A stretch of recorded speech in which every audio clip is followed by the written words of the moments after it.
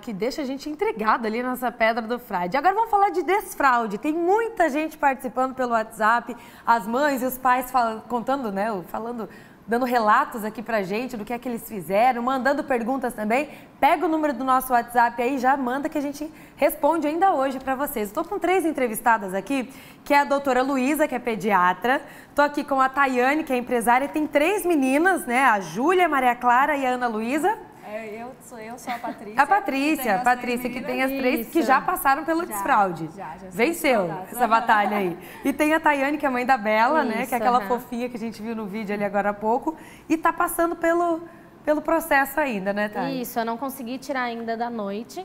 Fazem só 3 meses que eu comecei o desfraude. Então, durante o dia, ela já não usa mais. Eu coloco antes dela dormir a fralda para passar a noite segura, que eu ainda não estou me sentindo preparada para esse momento. Ela já dá os sinais. Mas eu decidi, por enquanto, optar para a fralda à noite. A fralda, não, já tem um meio caminho andado, dá para dizer assim, né? Tá.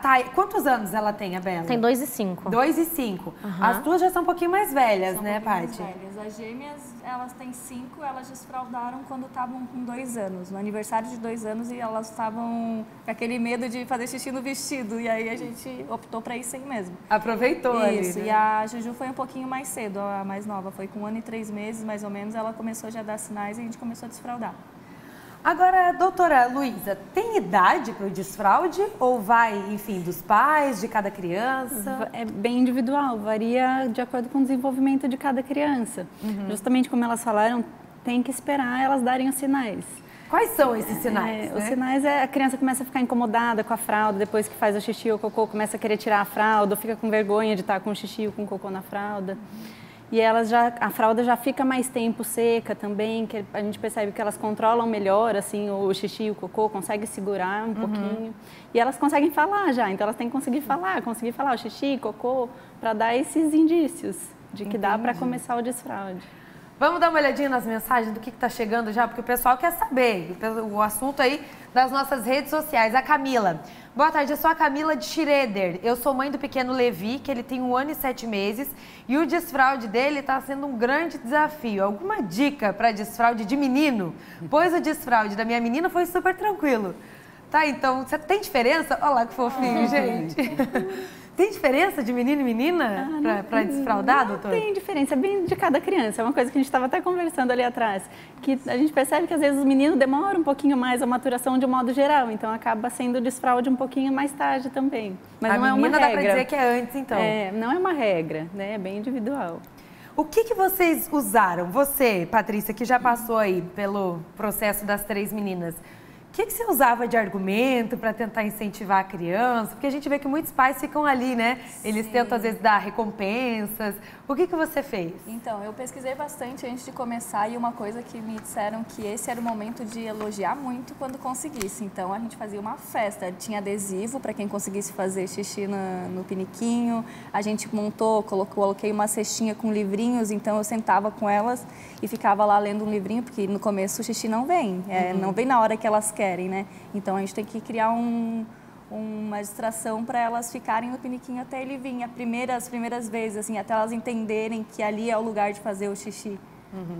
Agora, o Tayane, você tá passando com a Bela, agora você falou que já tem um período que ela consegue ficar sem a fraldinha, à noite você prefere deixá-la com a fraldinha, Isso. né? A gente até tem umas imagens, um videozinho que você mandou, no meio da rodovia, você e o pai tiveram que parar, colocar o piniquinho do lado de fora, para ela entender, olha ali que coisa mais fofa, gente, para ela entender que ali que ela tem que fazer no piniquinho, não tem mais fralda, então o pai e a mãe nessas horas tem que se virar também, né? Foi isso mesmo. A gente foi fazer uma viagem curta e a gente não quis colocar a fralda nela para não dar esse conflito. Então a gente leva o piniquinho e aí ela pede. Ah, ela pede, ela fala, pede. Precisa, ela xixi, pede, mamãe, quero xixi. Aí a gente parou o carro onde deu e levamos o xixi. Né, doutora, que acho que a partir do momento que tu tira a fralda, não colocar de volta, porque confunde muito a cabeça da criança. Ah, então, é verdade. como mandaram as perguntas ali, a moça falou que ela esperou o momento de férias, eu acho que é um bom momento, porque tu pode ficar em casa com a criança e tirar de vez. Não colocar para ir no shopping, para ir no mercado, porque eu acho que acaba confundindo ainda mais a criança. Muitos pais aproveitam, então, agora esse período, né, de férias escolares, às vezes tiram umas férias do trabalho junto ali, Sim. que daí você consegue acompanhar mesmo. Na hora que pede para ir ao banheiro, você consegue levar. Tá ali a Belinha, ela até dá o depoimento nesse aí, né? Você pergunta ali se ela... Pergunta, eu sempre tento fazer algo bem lúdico para ela poder estar gostando. Então, ela ama o piniquinho, ela ama ir no vaso. E foi o que a Paty falou, a doutora também. Quando eu decidi tirar, tirei o período todo, mantive da noite, mas a gente não coloca fralda, então eu tirei. Tiveram uns escapes durante o dia, mas acostumou, então ela pede, ela me chama, ela chama quem tá perto, ela pede. E a escola também acabou ajudando, porque as professoras ajudaram nesse momento. Com certeza a escola, então, conta muito também para ajudar nesse processo, né? Porque a creche. não adianta, eu acho que não adianta fazer só em casa. Se ela vai para a escola, se eu fizesse só em casa, eles botassem a fralda nela, ia criar uma confusão na cabecinha dela. Então, a escola ajudou bastante nesse caso. Ó, tem mais participação aqui, a Adriele. Com a Milena de Caçador, ó, região ali do meio oeste do estado, o desfraldar foi muito divertido. Tem foto dela? Ai, que fofo. Ela tá até brincando ali, ó, durante o desfraude, tá no piniquinho. É isso aí, tem que tornar esse momento assim, não como uma coisa difícil, um momento difícil para criança. Regra, uma né? regra. É uma coisa mais lúdica. A Grazi também participando, vamos ver. Meu menino tem 3 anos e eu comecei o desfraude, porém ele segura até não aguentar e faz na calça. Ele tem medo do vaso. Como fazer com esse medo todo, né? Como trabalhar com isso? A Grazi falando ali, pedindo dicas. O que vocês diriam para a Grazi então, se ele tem medo? Acho que é muito do que elas falaram, de tentar se tornar isso uma ação assim gostosa, divertida, pode ler, contar historinha, cantar musiquinha, inventar música. Tem que ser um momento divertido e tem que evitar brigar, tipo, escapou o xixi, não é para brigar, tem que sempre reforçar o positivo. Teve uma vez na semana que fez o xixi no piniquinho, no lugar certinho, tem que fazer festa, tem que comemorar, tem que mostrar que aquele é o caminho, que aquele é o por ali. caminho. Era isso que eu ia falar, não pode brigar.